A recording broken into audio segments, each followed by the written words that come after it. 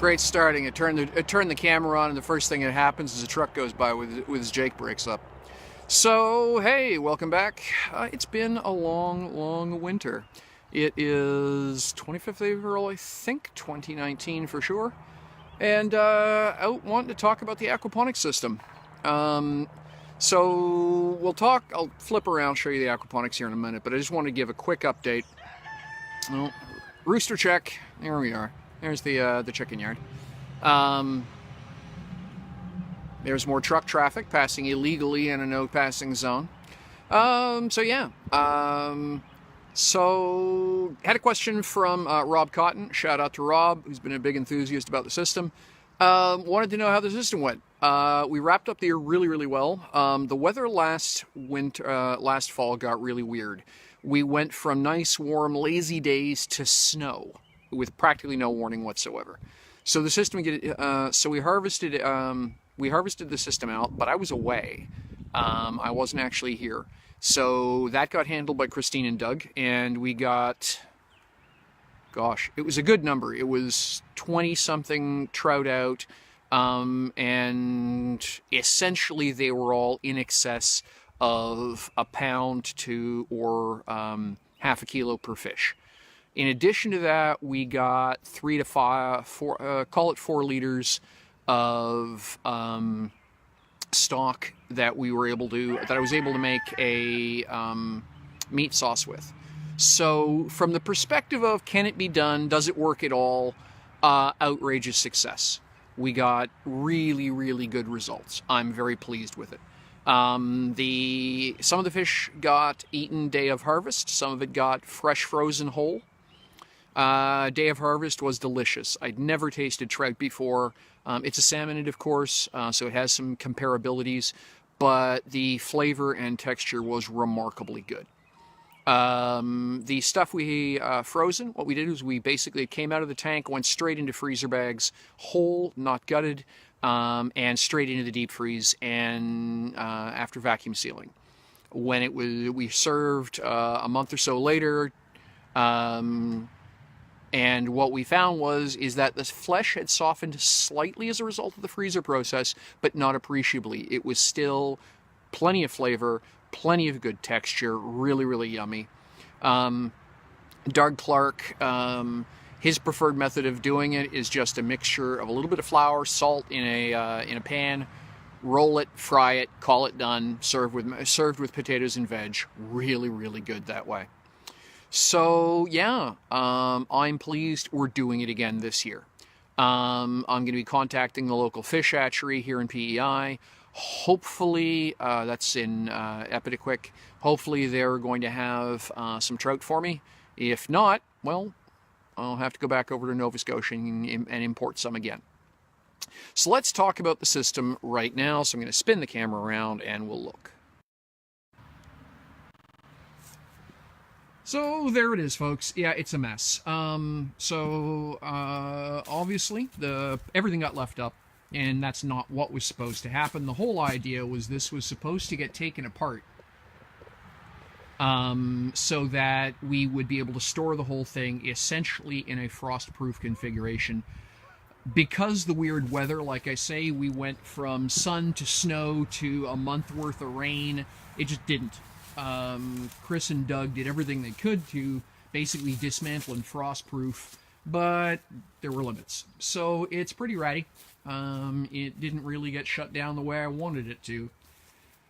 So it needs a lot of work, but that's okay. That's what this season's for. So I'm going to back up and I'm going to show you what I'm doing right now. So here in the foreground, you can see I've got these 4x4s laid out. That's essentially a ground marker. Back up a little bit so it's easy to see. The idea was last time I had water chemistry numbers, which basically broadly suggested I could have had twice as many plants. So that's exactly what I'm doing. I'm ordering, as soon as I can figure out how to get them up here, from a company called Beaver Plastics, some floating raft boards, and here in the foreground I'm going to do side by side a pair of floating raft beds. That media tank, flood and drain hydrant bed is going to move over here. My apologies. And we're going to respace the pipe work up on top so that it is better laid out. What we found was overcrowding was a big problem. We had too many, the pipes were too close together. The sump is going to get pulled out of there, dug into the ground. I'm going to dig into the ground the whole, basically most of the depth of the sump. Sump will be actually slightly above grade by only maybe the width of a hand, 10 centimeters, 3 inches. And the idea is that we'll go split water.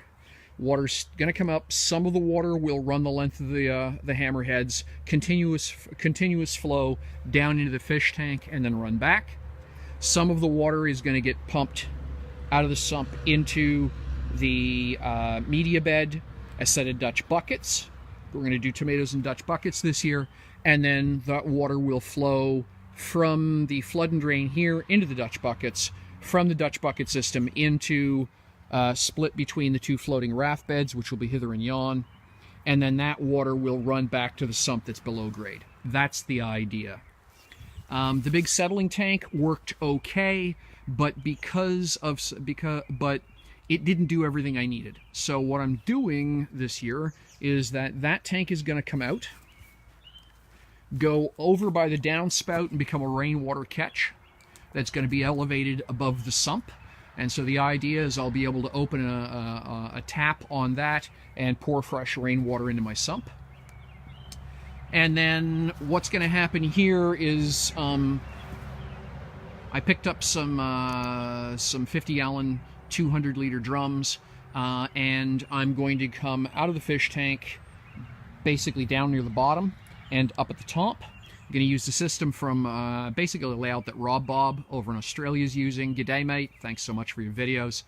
And the idea is I'll be bringing water supply from both top and bottom. The bottom flow will go into a series pair of radial flow filters. So out of the bottom of the tank into a radial flow, surface skim the first radial flow, which will bring water into the second radial flow from the bottom, surface skim that to go into what's going to be a bioreactor. The third 50-gallon drum will be a bioreactor. And then the second water supply will be off the top of the tank as a surface skimmer. That water will run at gravity into the bioreactor. The bioreactor is going to be a mixture of bioballs, K1 media, and pop bottle caps. Here in Prince Edward Island, Christine just linked me hang on a second here. Told me about an article where the local government is going to be using pop bottle caps, recycling waste from 2-liter pop bottles, the 750 ml pop bottles. They're all using a standard cap size. You can't recycle them, you can't do anything with them, they're garbage. They're also free by the thousand, apparently. So they're going to be using those as their media in bioreactors for beneficial bacteria culturing. Well, okay, I can do that too. We go through, we all love our soft drinks here, our Pepsis, our Cokes, and blah, blah. So the idea is what we're going to do is exactly that, is save up all those caps, keep dumping them into the bioreactor, and we're going to use that as filter material. So I'm going to drop an air stone, standard design for a biomedia filter, inject water at the bottom of the filter, inject air at the bottom of the filter. I may get really clever and actually bring the air supply into the injection pipe, so that essentially it runs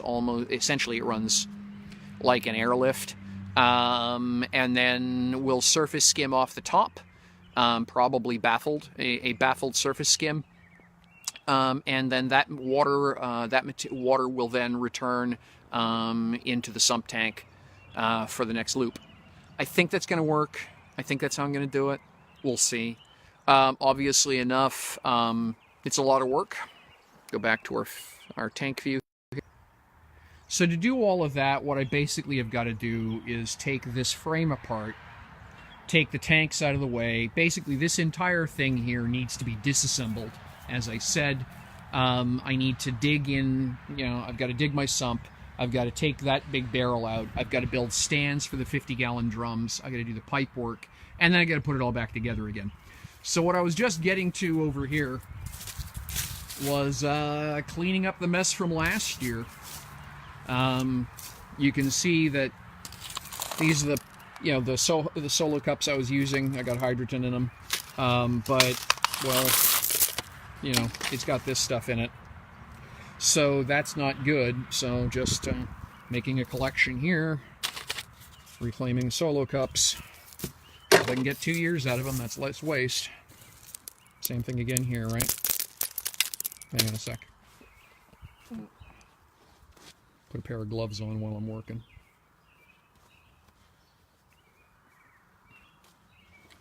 So yeah, so that's the idea. I just got a little bit of cleanup and maintenance to do. It's like any... Oops, sorry about the jiggle cam there. I'm going to wiggle the camera around a little bit more. Apologies for the shaky. So yeah, what I'm doing essentially is just tearing these things apart. Whoops. Kind of difficult to do this one-handed, but... And try and... Oh, that smells nice. That must have been some sage. So the root ball is actually still green. I suspect I could replant that, but... And then that goes in over here. Get the rest of the material off the... Try and claim whatever bits I can.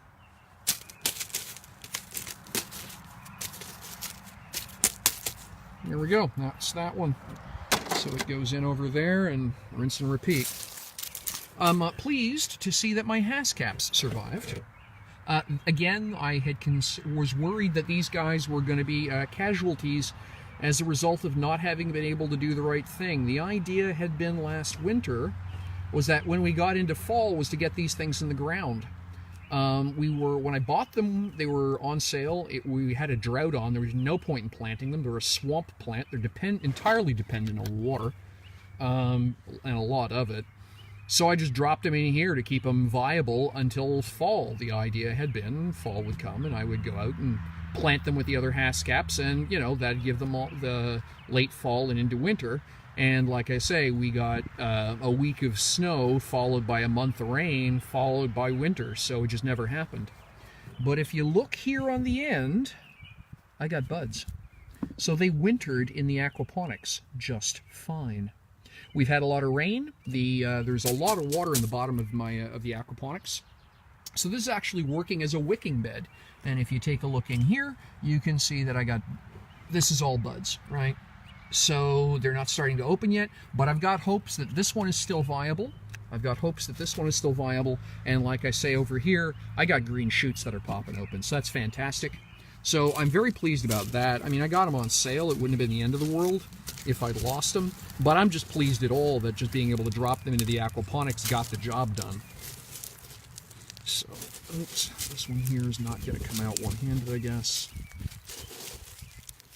No, that one's... I'm going to need both hands to get that one taken out. There we go.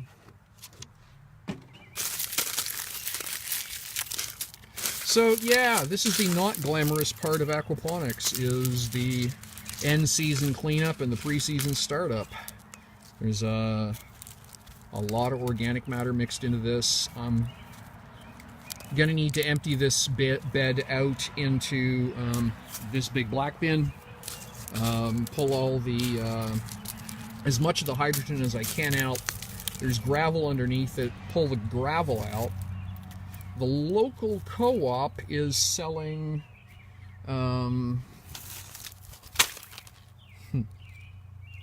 what's this? Oh gosh, that smells good.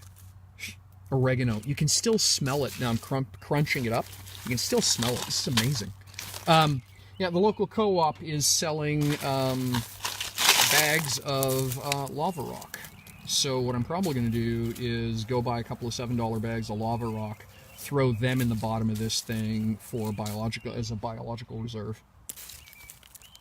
Yeah, but so that's the ideas. As development continues and as I get more work done out here, I'll be doing more live streams.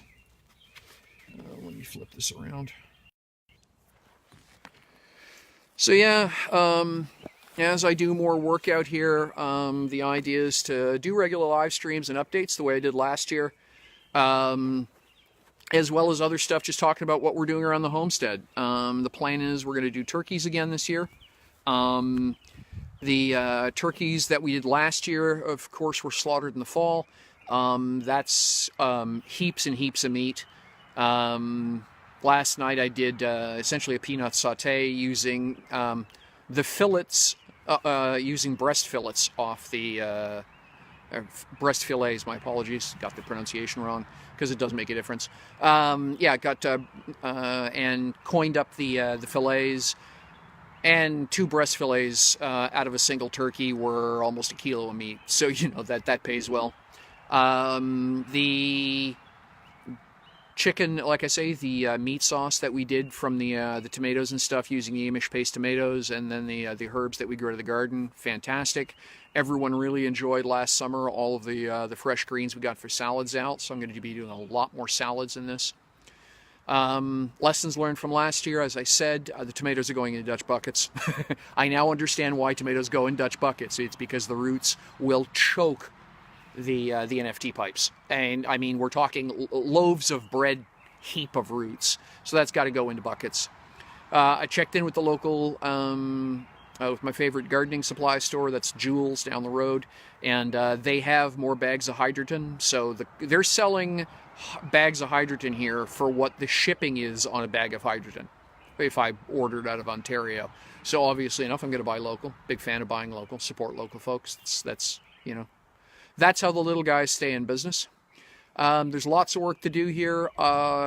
Keep half an eye on my blog site. I will be doing some pen and paper sketches onto the blog post about the way I ran the system last year and then the proposed changes for this year, so you get a look at that. Thanks very much for joining me on this first season's Aquaponics update. It's you know, it's a start. I'm really looking forward to it.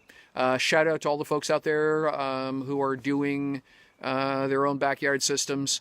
You know, they may not look like much, but they're ours, and they grow as food. So stay tuned. More to come. All the best, folks. Bye-bye.